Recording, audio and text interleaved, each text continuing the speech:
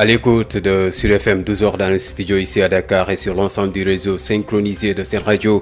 À la une de l'actualité, le chef de l'État Macky Sall est attendu cet après-midi à Touba-la-Sainte dans le cadre de la célébration du Grand Magal. Encore, quel engagement pour la ville sainte? Cette visite sera-t-elle une occasion pour lui rappeler ses promesses? Élément de réponse dans ce 12h. L'info, c'est aussi les élections locales à 6 mois de la date butoir du 28 mars 2021. Le 12h s'intéresse donc à la tenue de ces échéances. Techniquement impossible d'organiser des élections à l'état actuel des travaux de la commission selon la majorité. PASTEF campe sur sa position. Les élections doivent se tenir à date échue. La Covid-19 ici au Sénégal, le taux d'incidence baisse. 10 nouveaux cas ont testé positifs au coronavirus. 118 patients ont été déclarés guéris. Une personne décédée et 14 cas graves actuellement pris en charge dans les services de réanimation. Les détails avec le docteur El Hadji Mamadou Ndiaye, directeur de la prévention au ministère de la Santé et de l'Action sociale. Dans cette édition d'information, le taux de contamination baisse, mais il n'est pas question de lâcher prise. Les populations sont encore appelées à respecter les mesures barrières et toutes les directives du corps médical selon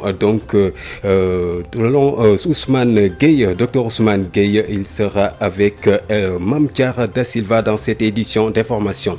La page internationale sera remise. La revue de la presse de Adja Ndeye Marième Ndiaye va compléter cette édition d'information mise en onde aujourd'hui par Pape Abdoulaye Dieye. Les détails c'est après ceci. Sud FM, l'info, c'est ici. Babacar Samb. Qui vous dit bonjour, bienvenue, merci d'écouter Sud FM Sen Radio pour vous informer. Le chef de l'État Macky Sall attendu cet après-midi à Touba, une visite dans la ville sainte que le chef de l'État effectue à chaque veille de Magal, une occasion pour lui d'annoncer des projets pour la cité religieuse. Les promesses de l'année dernière ne sont toujours pas respectées. Tout ici. Il n'y aura certainement pas de mobilisation cet après-midi à Touba. Seuls quelques responsables et militants seront à l'accueil du président Macky Sall selon nos sources. Le chef de l'État doit être reçu par le khalife général des Mourides Serigne Mountakha Bassirou Mbacké qui, lors de sa dernière déclaration, lui avait adressé des remerciements. Et pourtant, voilà un an que les projets qu'il avait annoncés à Touba tardent à prendre forme. L'année dernière, le président Macky Sall avait promis de contribuer à la modernisation de Touba, de créer des emplois à travers un domaine agricole communautaire, de construire un hôpital moderne, un aéroport digne de son nom et de soutenir le khalife général des Mourides dans le projet de construction de l'université qui est en cours. Mais le constat est là, aucune infrastructure n'est sortie de terre. Les problèmes d'assainissement reste entier à Touba. N'eût été l'intervention de l'association Touba Ca Kanam, les populations allaient vivre le calvaire en cette période de Magal. Les problèmes d'eau ne sont pas entièrement résolus à Touba malgré l'extension du réseau hydraulique qui a été annoncé. Quel discours le président Macky Sall tiendra devant Serigne Mountakha Bassirou Mbacké? Les prochaines heures nous édifieront. Tuti Sey Mbacké, Sud FM. Sud FM. Parlons des élections locales à 6 mois, jour pour jour de la date butoir du 28 mars 2021. Le 12h s'intéresse donc à la tenue de ces échéances pour la majorité présidentielle. Il est techniquement impossible d'organiser des élections à l'état actuel des travaux de la commission. C'est ce que nous dit en tout cas Cheikh Sarr, le plénipotentiaire de la majorité présidentielle au dialogue politique.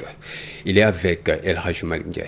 Dans le document de référence qui doit servir à l'audit du fichier électoral et à l'évaluation du processus électoral, nous avons prévu une période de 120 jours pour pouvoir faire l'audit et faire l'évaluation. Maintenant, considérant que nous sommes à 6 mois, il ne restera que 2 mois pour pouvoir exécuter les opérations électorales obligatoires qui ont des délais, si vous voulez, mais incompressibles. Ça veut dire qu'il s'agira après, il faut stabiliser le fichier. Il faut d'abord organiser une révision exceptionnelle du fichier électoral pour que les jeunes qui ont l'âge de voter puissent s'inscrire sur le fichier.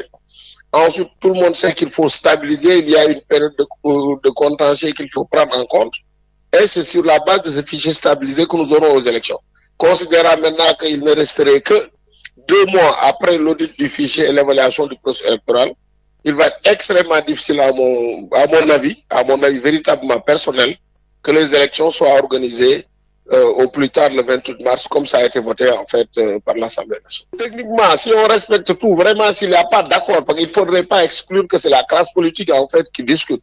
S'il n'y a pas d'accord, mais à l'état actuel des choses, à l'état actuel du code électoral, à l'état actuel du déroulement des travaux de la commission politique du dialogue national, il va être extrêmement difficile. Je ne veux pas trop en fait dire impossible parce que nous avons les possibilités peut-être de discuter, de voir qu'est-ce que nous pouvons faire. Mais à l'état actuel de la législation en vigueur, à l'état actuel des travaux de la commission, il va être extrêmement difficile d'organiser les élections au plus tard le 28 mars 2021.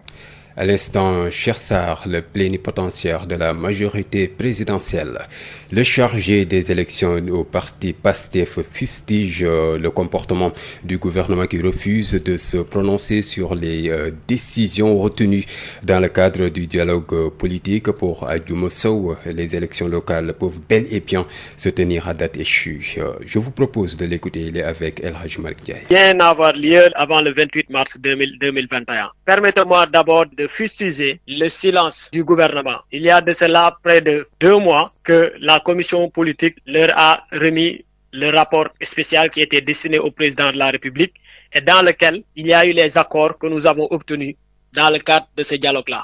Donc, il y a de cela 2 semaines que le gouvernement aussi a reçu le rapport complémentaire. Et depuis lors, on n'a noté aucune action qui va dans le sens de réaliser ou bien de mettre en œuvre les décisions qui ont été retenues dans le cadre du dialogue politique. Ça également, je pense qu'on peut interpréter ce silence-là comme une volonté, encore une fois de plus, de créer les conditions de non-tenue des élections locales à venir. Chose contre laquelle nous sommes opposés, comme tout le monde le sait. Pour nous, il est tout à fait possible aujourd'hui de maintenir la date du 28 mars 2021 pour organiser ces élections-là. Et les arguments ne manquent pas. D'habitude, ce que les gens nous opposent, c'est l'audit et l'évaluation du processus électoral qui a été acté dans le cadre du dialogue politique. Nous estimons que aujourd'hui, cet audit-là et cette évaluation peut être reportée jusqu'à la veille des prochaines élections législatives parce que tout simplement, le fichier qu'il faut auditer est un fichier qui a été construit pour servir à l'élection, à l'organisation de l'élection présidentielle qui est une élection générale et de ce point de vue différente de l'élection locale. Donc nous pensons aujourd'hui que on peut discuter sur les délais qui nous sont impartis entre le mois d'octobre et le mois de mars.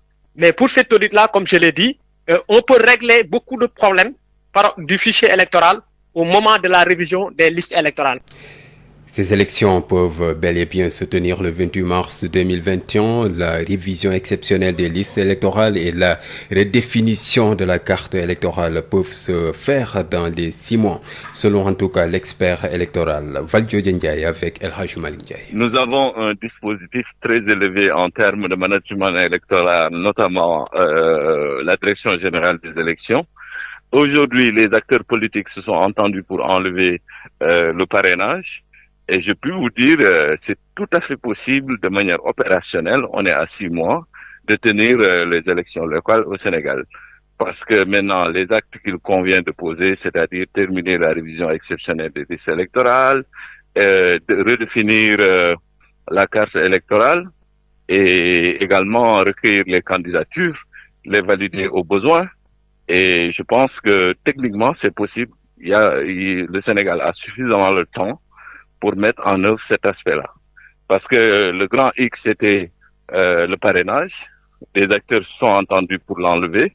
Donc, je pense que du point de vue opérationnel, c'est parfaitement possible. Mais il y a également l'audit du fichier électoral. Mais je pense qu'à ce niveau-là, l'audit du fichier électoral peut durer un grand maximum de 2 mois. 2 mois. Parce que, en fait, si c'est l'audit technique qu'on veut faire par rapport aux électeurs, c'est parfaitement tenable. Si évidemment toutes les dispositions sont prises pour le rendre opérationnel entre le mois de janvier, le mois d'octobre et novembre, des conclusions objectives peuvent être prises immédiatement et concomitamment également faire l'évaluation de tout le processus tel que réclamé par les acteurs politiques et acté sur la base consensuelle. Donc je pense que vraiment tous ces aspects-là peuvent être réglés en 3 mois, c'est-à-dire octobre, novembre, décembre, Et à partir et concomitamment, effectivement, avec les autres aspects que j'ai soulevés tout à l'heure, et à partir du mois de janvier, y aller de manière opérationnelle sur des questions de redéfinition de la carte électorale, la stabilisation du fichier, et voilà, la production additionnelle des cartes d'électeurs pour ceux qui n'ont pas les nouvellement inscrits. Donc, je pense que techniquement, ça peut tenir. Il s'agit maintenant de travailler sur la volonté politique et de l'engagement des différents acteurs. Les propos de l'expert électoral Valdiodio Ndiaye retenaient qu'il sera l'invité de ce 12h. Sud FM, un réseau au service des citoyens. Parlons de la Covid-19. Ici au Sénégal, 10 nouveaux cas testés positifs au coronavirus. 118 patients ont été déclarés guéris. Une personne décédée et 14 cas graves actuellement pris en charge dans les services de réanimation. Révèle en tout cas le docteur El Hadji Mamadou Ndiaye, directeur de la prévention au ministère de la Santé et de l'Action sociale. Sur 929 tests réalisés, 10 sont revenus positifs, soit un taux de positivité de 1,08%. Les cas positifs sont répartis comme suit. 3 cas contacts suivis par nos services, 1 cas importé enregistré au niveau de l'aéroport international Blaise Diagne de Diass et 6 cas issus de la transmission communautaire répartis entre Bel Air 1, Kédougou 1, Khombol 1, Mermoz 1, Popenguine 1 et Sicap Dieuppeul 1. 118 patients hospitalisés ont été contrôlés négatifs et déclarés guéris. 14 cas graves sont pris en charge dans les services de réanimation. Un décès a été enregistré ce dimanche 27 septembre 2020. L'état des autres patients hospitalisés est jugé stable. À ce jour, 14 919 cas ont été contrôlés positifs, dont 12 231 guéris, 309 décédés et donc 2378 patients sous traitement. Le ministère de la Santé et de l'Action sociale présente ses condoléances à la famille éplorée et souhaite un prompt rétablissement aux patients encore retenus dans nos services. La tendance baissière de la pandémie de Covid-19 rassure de plus en plus certains Dakarois jusqu'à les conforter dans le relâchement quant à l'application stricte de ces gestes barrières. C'est le cas du port du masque qui est presque à l'abandon, dit Fatou Bari. Avec seulement 10 nouveaux cas d'affection recensés ce jour, le nouveau coronavirus Covid-19 semble bien parti pour faire ses adieux au Sénégal. D'ailleurs, dans ce cybercafé, on semble même anticiper les choses puisque personne parmi les visiteurs ne porte de masque ou du moins correctement. Votre masque, vous l'avez mais vous ne le portez pas. Il avait oublié. Si lui a oublié de mettre son outil de protection faciale, les autres, eux, apportent la réplique face à notre interrogation. Pourtant, le port du masque est considéré comme essentiel pour se protéger. Seulement, il y en a qui semblent ne pas l'avoir compris, comme ce jeune monsieur concentré sur sa machine. Son masque, il l'a tout bonnement abaissé sous le menton et s'en défend. Parce que j'ai vu les gens, ils ne portent pas, beaucoup de gens qui ne portent pas de masque, c'est pour ça que je porte pas de masque. Oui. Moi, j'ai mon masque, je les mets dans mon poche parce que c'est chaud. Un autre, lui, porte le tien, mais se désole du relâchement noté dans le comportement de certains de ses concitoyens. On souhaiterait également que cette maladie disparaisse pour toujours. Toutefois, on a essentiellement remarqué que cette maladie-là, vu la situation actuelle du Sénégal, bon, il n'y a que presque Dakar qui porte des masques. Hein. De là où je viens, moi, je vois personne porter de masque. À Linguère, on ne porte pas de masque. Partout où je suis passé, essentiellement, je vois personne presque porter des masques. Pour espérer maintenir la tendance baissière, l'une des recommandations phares des autorités sanitaires reste le port correct du masque, la seule manière de se séparer au plus vite du mal de l'année.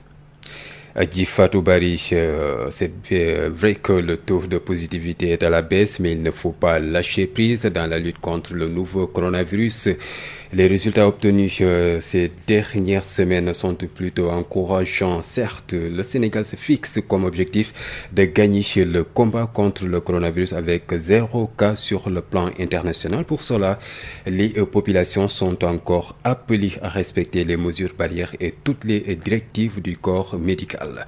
Les précisions du coordonnateur du SNEPS, le service national de l'éducation et de l'information pour la santé, le docteur Ousmane Gueye, joint par Mame Diarra Da Silva. Nous souhaitons effectivement gagner ce combat. C'est vrai qu'aujourd'hui, sur plus de 900 tests réalisés, nous avons eu que 10 cas, et ce qui est encourageant et satisfaisant. Mais ceci est le fruit du travail de tout le monde, en commençant par les plus hautes autorités de l'État jusqu'au Sénégalais ordinaire. Excusez-moi du terme, mais c'est pour vous dire que c'est le fruit de tout un combat engagé par la population sénégalaise. Et nous souhaitons que cette tendance soit maintenue et jusqu'à arriver à avoir 0 cas. Je pense que effectivement, c'est lié aux stratégies qui ont été développées depuis le début de cette pandémie, mais c'est lié également à l'engagement institutionnel, à l'engagement de toute la population sénégalaise. Et c'est important et c'est heureux d'avoir 10 cas. Continuons à persévérer, continuons à observer vraiment ces gestes barrières, continuons à respecter effectivement les directives du ministère de la Santé et de l'Action sociale, les directives du ministère de l'Intérieur,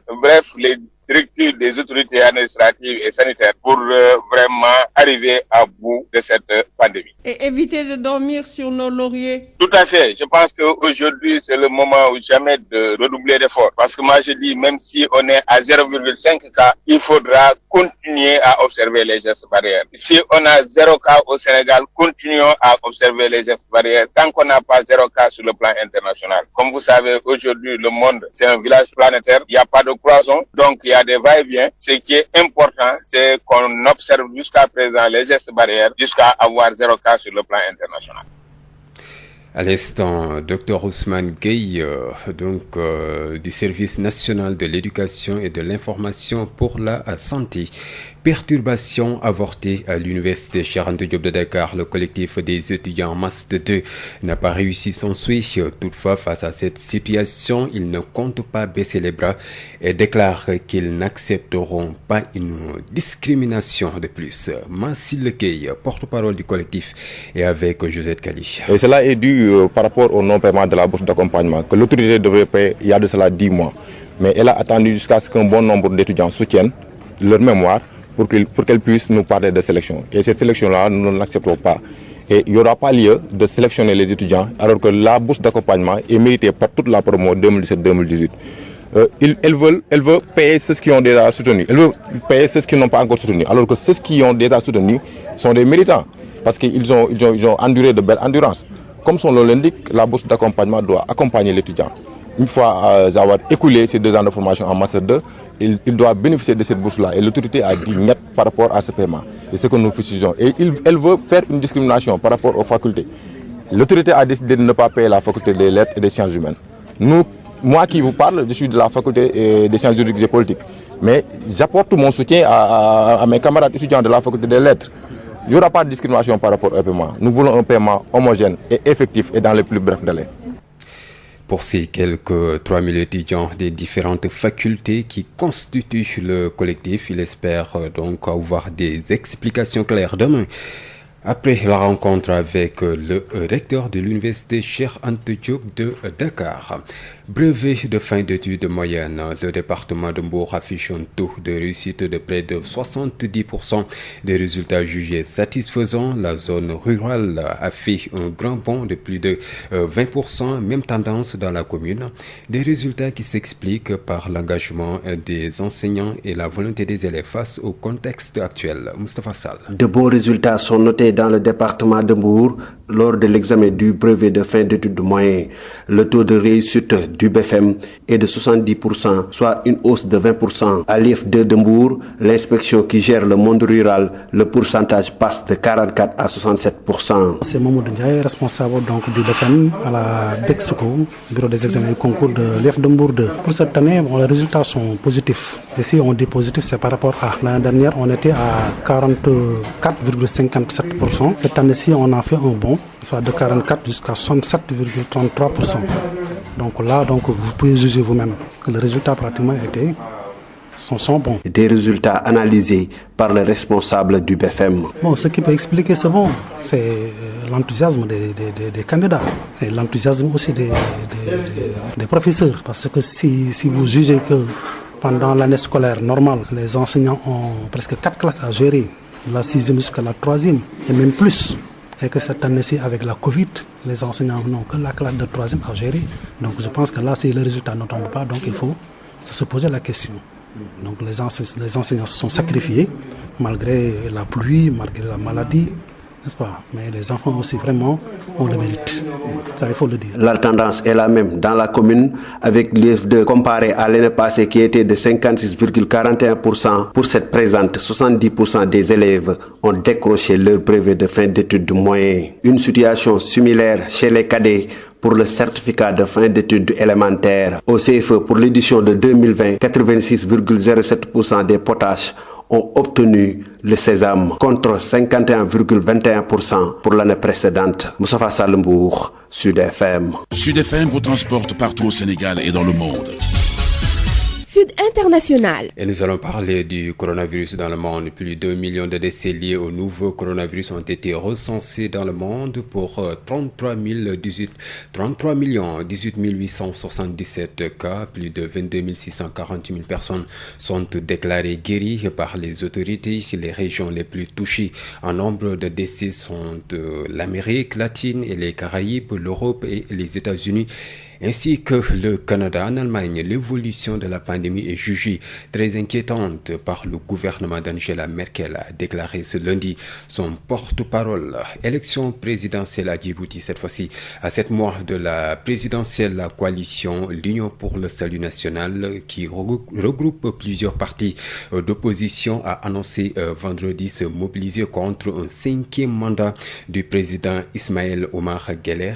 La coalition appelle à des élections libre et a formulé toute une série d'exigences, à commencer par une refonte de la commission électorale. Le parti au pouvoir minimise la contestation. Sud Midi, l'invité. Il s'agit de l'expert électoral Valdiodio Ndiaye. Il est avec El Hadji Malick Ndiaye. Nous sommes avec Valdiodio Ndiaye, expert électoral. Bonjour. Bonjour. Alors, on est à 6 mois de la date butoir pour les prochaines locales. Est-ce que techniquement, ces élections peuvent se tenir le 28 mars 2021? Mais absolument, absolument. C'est-à-dire, j'ai l'habitude de le dire et de le rappeler. Nous avons un dispositif très élevé en termes de management électoral, notamment la Direction générale des élections. Aujourd'hui, les acteurs politiques se sont entendus pour enlever le parrainage.